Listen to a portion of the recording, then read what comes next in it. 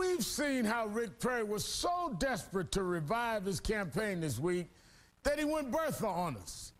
But he also sent another coded message to the right wing, calling for President Obama to release his college records. I haven't seen his grades. My grades ended up on the front page of the newspaper, so let's, if we're going to show stuff, let's show stuff. It's fun to poke at him a little bit and say, hey, how about, let's see your grades and your birth certificate. Well, so let's lay out our college transcripts. Mine's been on the front page of the paper. Perry was following in the footsteps of his buddy Donald Trump, who did the same thing back in April. The word is, according to what I've read, that he was a terrible student when he went to Occidental. I heard at Columbia wasn't a very good student. He then gets to Harvard. How do you get into Harvard if you're not a good student? Now, maybe that's right or maybe it's wrong, but I don't know why he doesn't release his records. Why doesn't he release his Occidental records?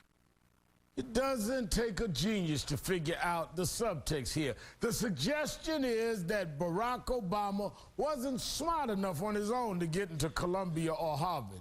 They don't come out and say it, but the implication is Obama got into these schools because he got preferential treatment. This whole phony issue is being pushed by the World Net Daily website, the hub of the birther movement.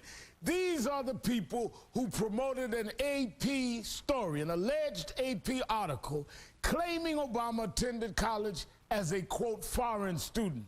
That article was later proven to be an April Fool's Day hoax. These birthers even question whether the child in this kindergarten photo is really Barack Obama. Of course it is. And this whole issue is ridiculous. Why won't Barack Obama release his elementary school report cards? We need to know if he played well with others. Did he bring gum to class? And if so, did he bring enough for everyone? I certainly hope not, because that would be socialism. Colbert is funny, but this is no laughing matter. With this line of attack, Rick Perry is speaking in racially loaded language that caters to the worst impulses of the far-right fringe of his party. Joining me now is Jim Moore, Huffington Post contributor and author of the upcoming book, Adios Mofo, Why Rick Perry Will Make America Miss George W. Bush, and Joe Madison, talk show host and Sirius XM Radio. Jim, you've covered Perry a long time. Does he know exactly what he's doing? He is a man now who's never lost an election. I can't believe some of this is not calculated. It's all calculated, Al. This is a dog whistle to the racist dogs out on the right edge of the cracker. I think it's interesting, though, that Rick Perry is talking about comparing grades with people. This is a guy who got a C in gym class at Texas A&M. He apparently flunked jumping jacks or something. So it's not a comparison he should want to make. But the other part of this is there's a suggestion here that, as you said, Al, that Barack Obama got in because of affirmative action, preferential treatment. And the thing about that is so just insanely hypocritical about Rick Perry is everything that has happened for him has been preferential. His father and him, the federal government, which may or may not have leveled the playing field for Barack Obama or anybody else who comes from an ethnic background to level the playing field and get them into a university of quality. Rick Perry's been getting those favors all his life. $100,000 in crop supports from the federal government for him and his father to maintain their farm and ranch.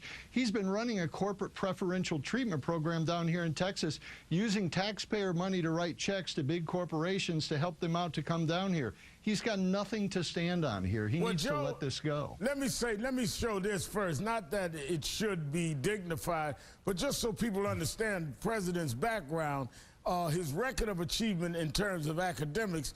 At Columbia, he earned a Bachelor of Arts.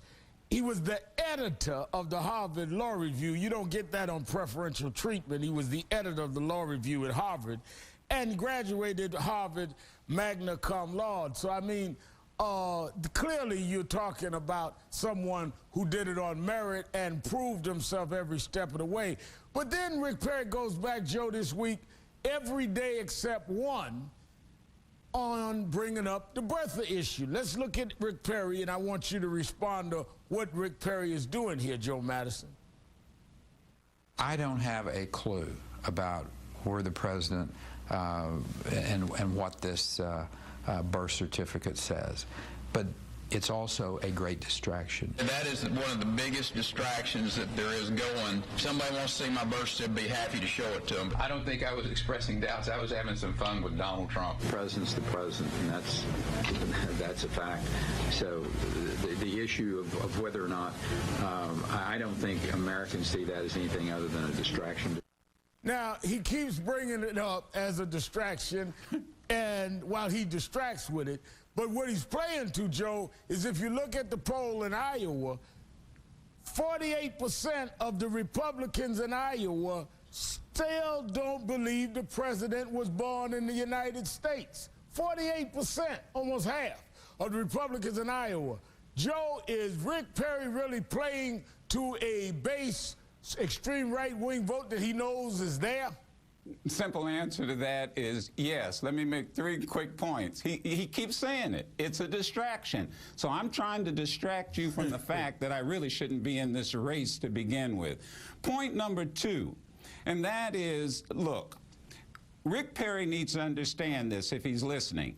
President Obama is not running for class president.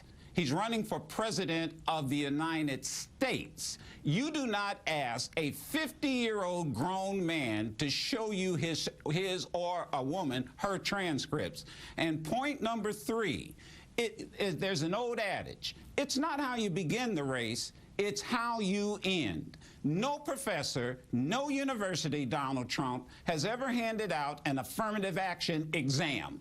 You get the same damn exam everybody else gets, and you have to get the same grades. And no matter how he got in there, the point is he ended up at the top. End of topic.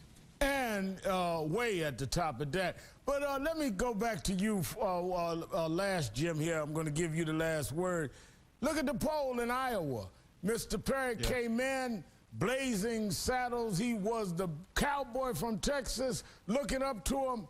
Now he's way down at the bottom, fighting for the basement of the poll with Newt Gingrich. Is this why we're seeing some desperate tactics here?